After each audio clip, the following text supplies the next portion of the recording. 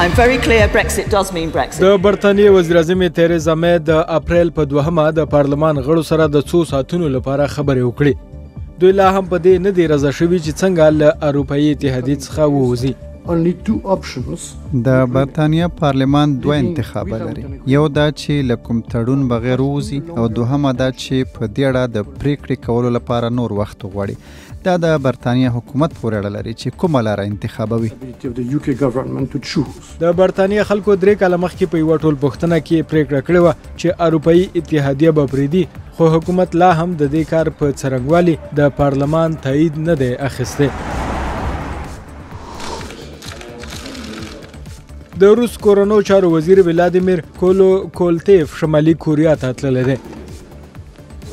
د شمالي کوریا چارواکو د دې دورې په اړه ډېر معلومات نه دي ورکړي، خو د راپورونو تر مخه دواړو خواو ښایي وروسته د شمالي کوریا د مشر کیم جونګ اون ممکنه سفر په اړه خبرې کړې وي.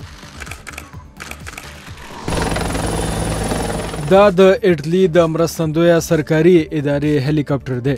دا هغه غوا راخیجوي او ژوند یې بچ کوي چې له غره ښویدلې وه.